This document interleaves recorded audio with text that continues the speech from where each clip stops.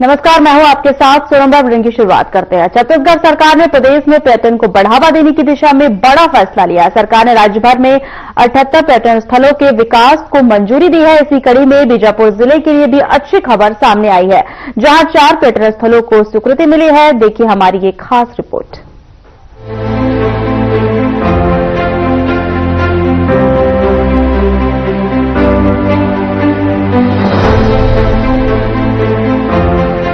छत्तीसगढ़ सरकार की नई पर्यटन विकास योजना से बीजापुर जिले को बड़ी सौगात मिली है।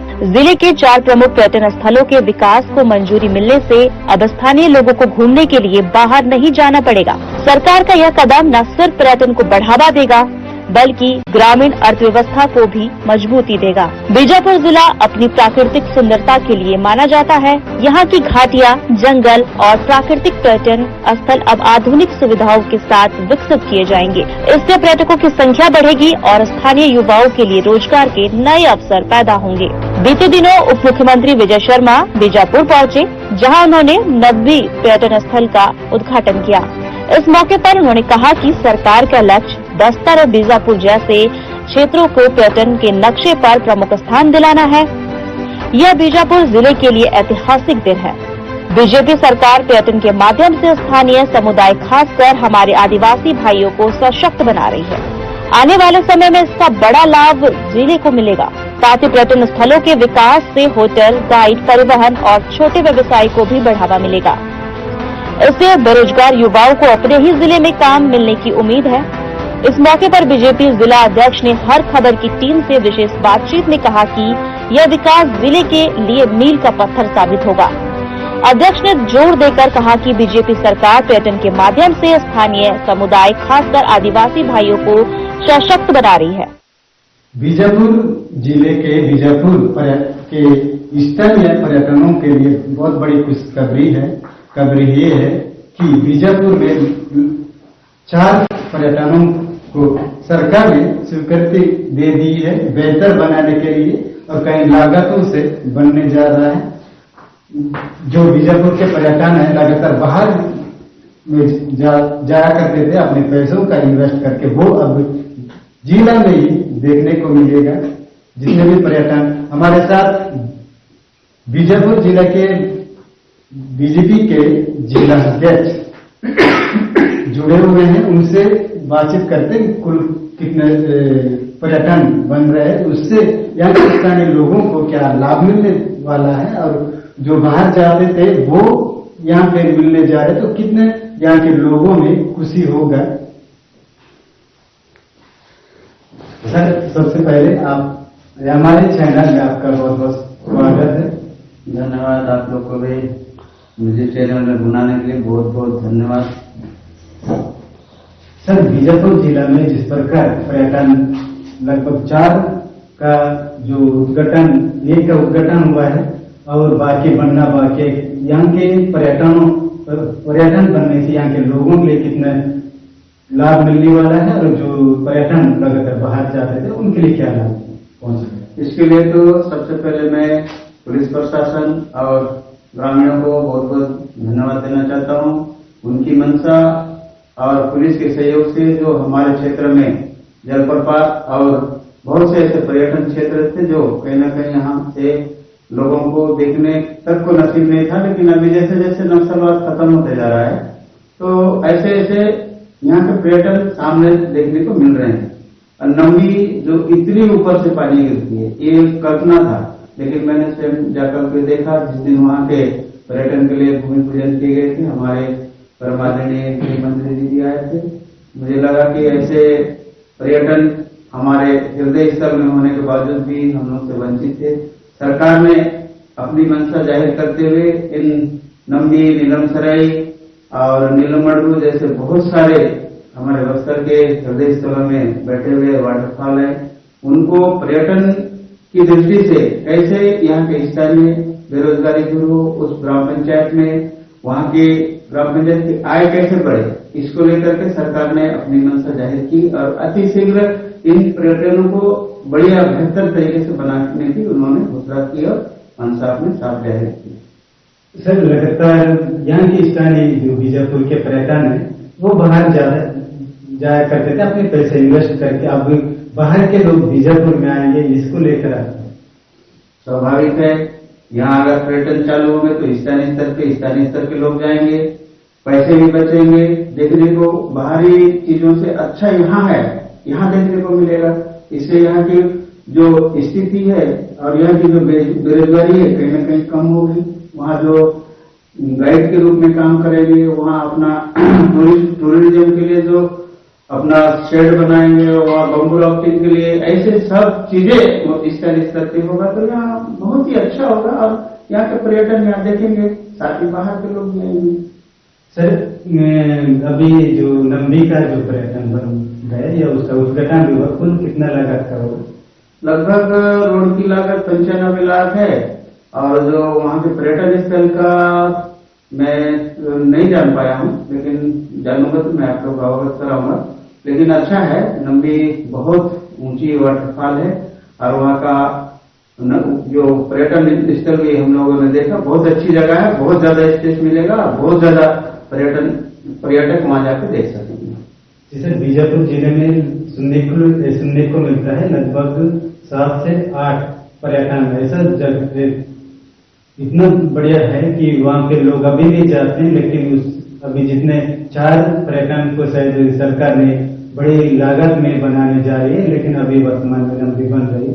तो यहाँ के आपने बेरोजगारी का खत्म होगा बोल रहे हो उस क्षेत्र में जहाँ पे नंबी पर्यटन बन रहे, पर्यटन बनने से वहाँ किस प्रकार का वहाँ के स्थानीय बेरोजगारों के लिए वहाँ काम मिलेगी और वो अपने घर चलाने चलाए? देखिए, पर्यटन स्थल बनने से वहाँ फल, फ्रूट, होटल, लॉज, पानी, ऐसे बहुत सारे दुकानें खुलेंगे स्थानीय स्तर पे, तो सीधा सीधा पैसा वहाँ के बेरोजगारों को मिलेगा। और जो गाड़ी अगर कोई टैक्सी, ऑटो ये करते हैं तो उस क्षेत्र के लोगों को मिलेगा। पर्यटन स्थल इसीलिए बनाया जाता है कि स्थानीय बेरोजगारों को पहले से उसका डायरेक्ट लाभ मिले। और मैं समझता हूँ अगर ऐसे पर्यटन स्थल बनेंगे तो कहीं ना कहीं कुछ, सबको तो नहीं बोल सकता, लेकिन कुछ बेरोजगारों को तो रोजगार मिलेगा। सर, लगातार छत्तीसगढ़ सरकार ने जो नक्सलवाद को लेकर जो डेडलाइन तय की है, उसके अनुसार 2026 में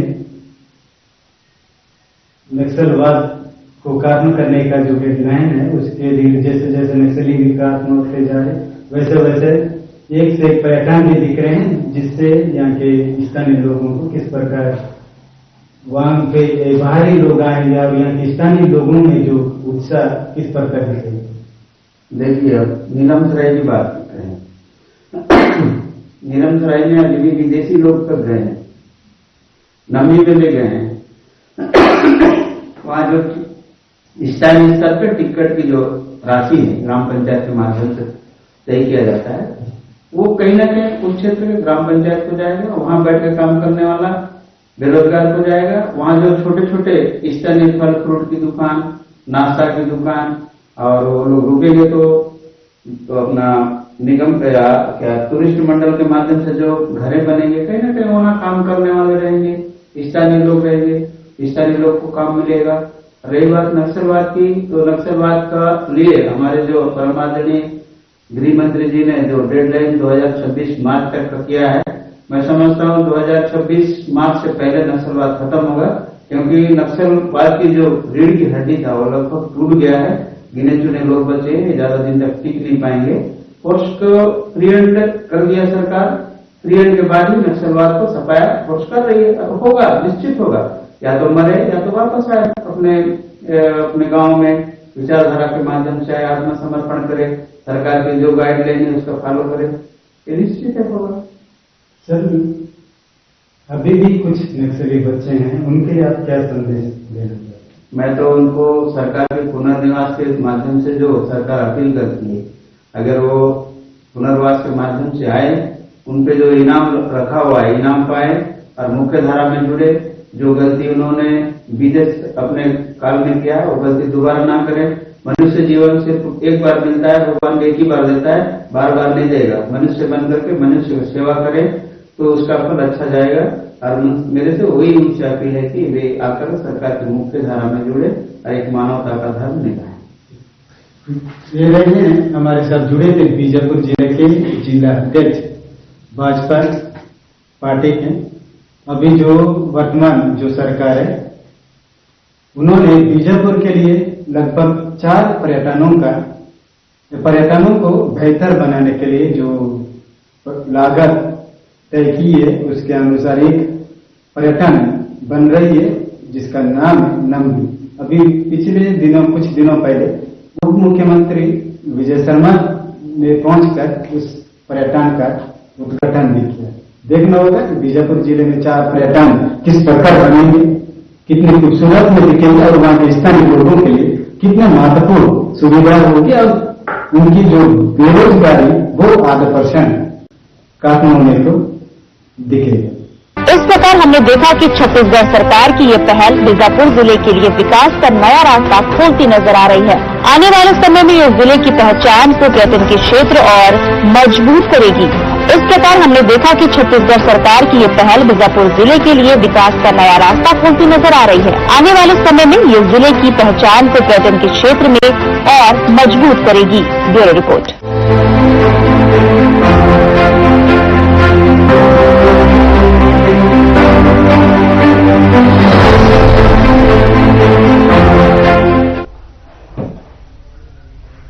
और दूसरी खबर की ओर बढ़ते हैं। दुर्ग के जिला साहू संघ और तहसील साहू संघ के नवनिर्वाचित और पदाधिकारियों का शपथ ग्रहण समारोह रविवार को 36 फुट कोल्हापुरी में आयोजित किया गया। पदाधिकारी कार्यक्रम में मुख्य अतिथि छत्तीसगढ़ के उप मुख्यमंत्री अरुण साहू थे और अध्यक्षता प्रदेश साहू संघ के अध्यक्ष डॉक्टर नीरेंद्र साहू ने की है।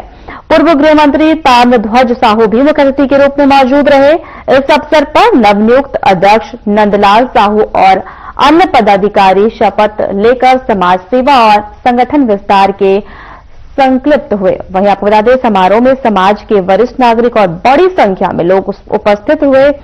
अंत में सभी पदाधिकारियों ने समाजजन का धन्यवाद किया और संगठन को मजबूत बनाने के लिए सहयोग की अपील की।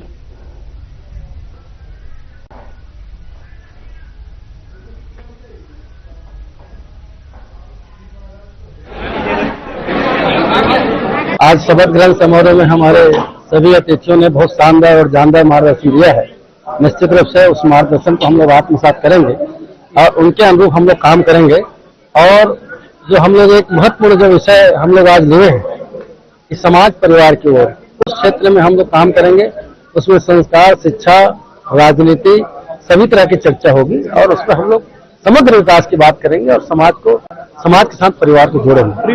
जिला साहू संघ का शपथ ग्रहण समारोह दुर्ग का संपन्न हुआ है। साहू समाज में गांव से लेकर प्रदेश तक विधिवत रूप से चुनाव होता है पदाधिकारियों का। दुर्ग जिले का चुनाव हुआ है, पदाधिकारियों ने शपथ लिया है। आने वाले 3 सालों में ये वो क्या क्या करने वाले हैं उसकी योजना रचना हम सबके सामने उन्होंने साझा किया है। निश्चित रूप से हम सब मिलकर छत्तीसगढ़ को सशक्त बनाने का, छत्तीसगढ़ को समरस बनाने का, छत्तीसगढ़ को आगे ले जाने का काम सब समाज को साथ लेकर साहू समाज करेगा। जिला साहू संघ का शपथ ग्रहण समारोह दुर्ग का संपन्न हुआ है। साहू समाज में गांव से लेकर प्रदेश तक विधिवत रूप से चुनाव होता है पदाधिकारियों का। दुर्ग जिले का चुनाव हुआ है, पदाधिकारियों ने शपथ लिया है। आने वाले 3 सालों में ये वो क्या क्या करने वाले हैं उसकी योजना रचना हम सबके सामने उन्होंने साझा किया है। निश्चित रूप से हम सब मिलकर छत्तीसगढ़ को सशक्त बनाने का, छत्तीसगढ़ को समरस बनाने का, छत्तीसगढ़ को आगे ले जाने का काम सब समाज को साथ लेकर साहू समाज करेगा।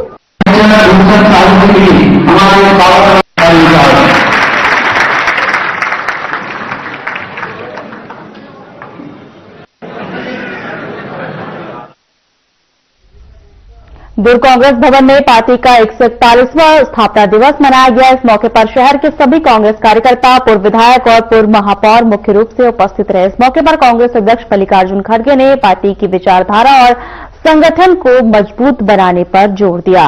वहीं आपको बता दें, इस दौरान बीजेपी पर निशाना साधते हुए कहा कि जल, जंगल और जमीन खतरे में है।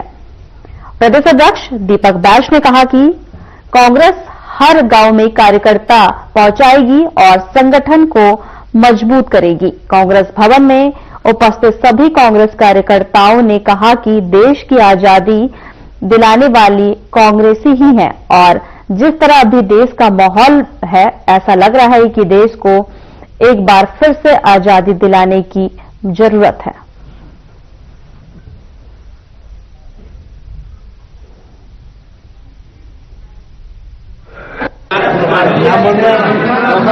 आज हम सबसे कांग्रेस भवन में बहुत धूमधाम से मना रहे हैं।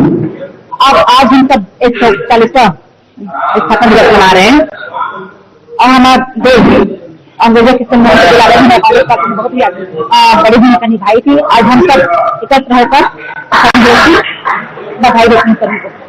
निरंतर आंदोलन जारी रहेगा आप लोगों का? जी जरूर, हम लोग का आंदोलन जारी रहेगा। जब तक बीजेपी का नारायण रहेगा तो हम आंदोलन जारी रहेगा।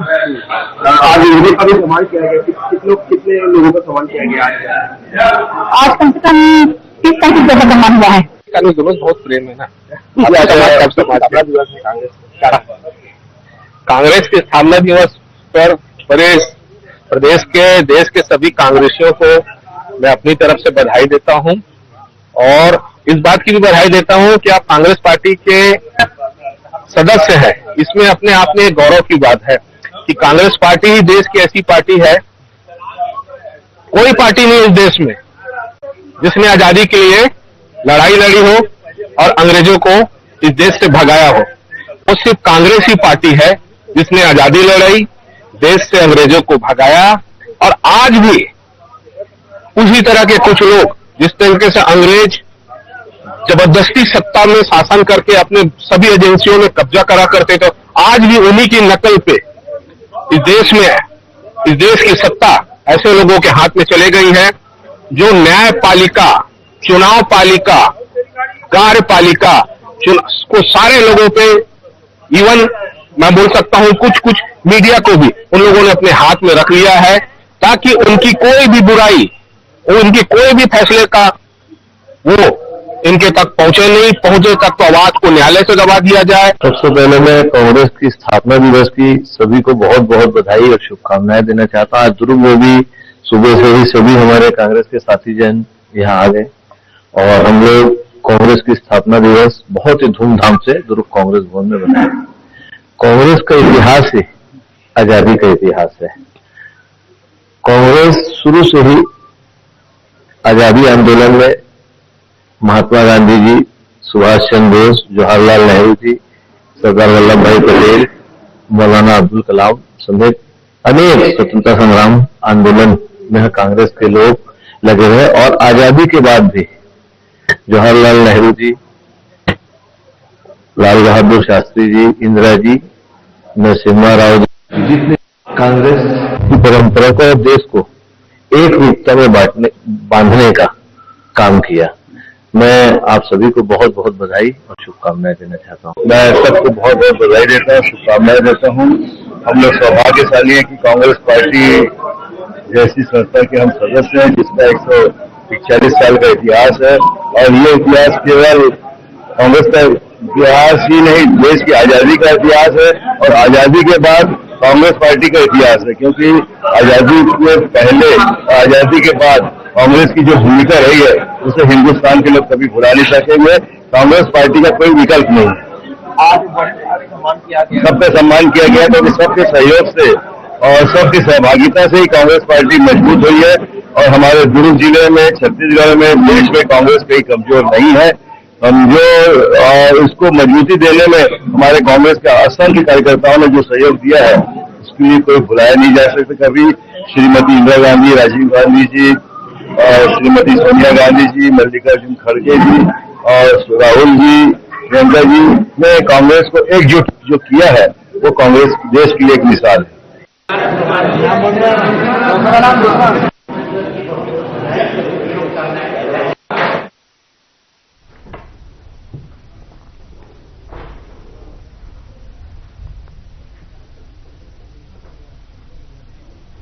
बीजापुर जिले के पोटा केबिन में कार्यरत अनुदेशकों ने वर्तमान में 15,000 रुपए मासिक वेतन के बजाय 40,000 रुपए की मांग को लेकर मुख्यमंत्री और राज्यपाल के नाम ज्ञापन तहसीलदार को सौंपा है।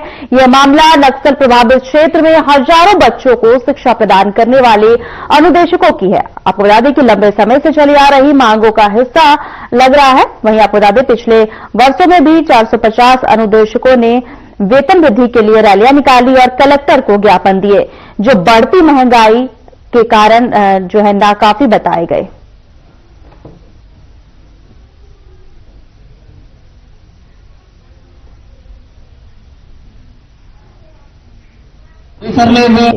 हम लोग बहुत प्रताड़ित हैं।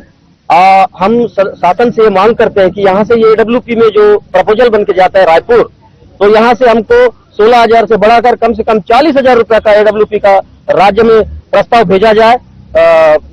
हमारे विभाग के द्वारा मैं कलेक्टर महोदय से अनुरोध करता हूँ, DMC से अनुरोध करता हूँ, और राज्य से सीधा दिल्ली चले जाता है HRD मानव संसाधन विकास मंत्रालय, शिक्षा मंत्रालय जाता है। वहां पर रायपुर से 16,000 से बढ़ाकर इस बार हमने 40,000 रुपया करने का मांग रखा है, क्योंकि हम लोग 24 घंटा काम करते हैं और प्रशासन को ये पता है कि ये लोग बस पार्ट टाइम काम करते हैं। ये हमारे साथ एकदम दोगली नीति हो रही है। हम लोग पार्ट टाइम काम नहीं करते हैं, हम 24 घंटा मतलब कार्यालयीन समय से भी अधिक काम करते हैं। तो सोचिए कि हमारे साथ कितना शोषण हो रहा है। और दूसरी बात, हमको हमारे उच्च अधिकारियों के द्वारा वहीं रहने का बार बार निर्देश देता है, 24 घंटा रहने का निर्देश दिया जाता है। यदि हमको 24 घंटा रखना है तो 24 घंटे का आदेश हमको दिया जाए। हो गए हम आगे कुछ नहीं कर सकन और नौकरी अगर करना चाहबो तो हमन के नहीं लगे, ये कारण से हमन धरना करत हवन। और अतका दिन से हमन पूरा सर्वे करके लड़का मन लानत हन, पढ़ात हन, तब वो सरकार हमारे मन के बारे में कुछ नहीं सोचा थे। तो हमन का कर सकते हैं? सरकार हमारे ऊपर ध्यान दी, एक कारण से हमन ये धरना करत हन। और हमारा वेतन है 16,000, बस 16,000 में कुछ नहीं हो सके। हमन अपन लड़का मन के अच्छे से पढ़ाई करा सकन, न ओकर भविष्य के बारे में कुछ बचा सकन। ये कारण से हम चाहते हैं कि सरकार के हमारी बात ला सरकार तक रखना चाहते हैं। बंद होने की बात, ये तो बात की बात है। हम शासन से ये मांग करते हैं कि यदि पोटा केबिन बंद हो जाता है तो हमको स्थानीय इसमें लिया जाए, शिक्षा विभाग में लिया जाए। बहुत सारे पद रिक्त हैं, शासन विज्ञापन जारी कर रहा है, उसमें भरने के लिए बोल रहा है, नियुक्ति कर रहा है। हम लोग पूरा बस्तर संभाग में 900 लोग हैं, 15 साल से काम कर रहे हैं, 16वां साल लग गया है। हम शासन से ये मांग करते हैं, यदि यहाँ बंद हो रहे तो हमारे भविष्य को देखते हुए आप हमको शिक्षा विभाग में मर्ज कर दीजिए, वहां पर बजट पर्याप्त है। हम पीछे रहेंगे, 2 सर लोग बैनर लेके सामने रहेंगे।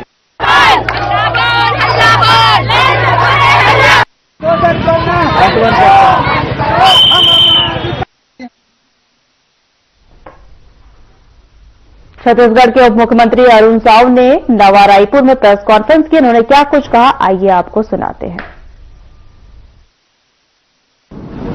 ये हमारा छत्तीसगढ़ का शहरी परिदृश्य है। 2011 में राज्य की कुल आबादी 2,55,00,000, जिसमें से शहरी जनसंख्या 2000 की जनगणना के हिसाब से 57,07,000। आप सभी को पता है 5 संभाग हैं, 33 जिले हैं हमारे राज्य में, और ये आंकड़े हैं जो शहरी आबादी है उसका 63% आबादी नगर निगम में रहते हैं। 14 नगर निगम है हमारे राज्य में। नगर पालिका में 11,41,000 लोग रहते हैं, जो शहरी आबादी के 20% है। नगर पंचायत में 9,97,000, ये 17% है शहरी आबादी का। 2025 में हमारा अनुमान है कि 78,10,000 शहरी आबादी हो जाएगी। हमारे राज्य में 193 निकाय हैं, 14 नगर निगम, 56 नगर पालिका परिषद और 123 नगर पंचायत। केंद्र सरकार की अनेक योजनाएं संचालित होती है। केंद्र प्रवर्तित जो योजनाएं जो महत्वपूर्ण है वो आपके सामने स्क्रीन पर दिख रहा है। प्रधानमंत्री आवास योजना शहरी 1, 1.0, 2.0, स्वच्छ भारत मिशन शहरी 1.0, 2.0, मिशन अमृत इसके भी 2 चरण, पीएम स्वनिधि योजना स्ट्रीट वेंडर्स के लिए उनके अपग्रेडेशन के लिए एक योजना भारत सरकार ने लाई, वो योजना है, प्रधानमंत्री ई बस योजना और 15वां वित्त, ये केंद्र प्रवर्तित योजनाएं हैं। प्रधानमंत्री फिलहाल हमारे खास बुलेटिन में इतना ही। नमस्कार।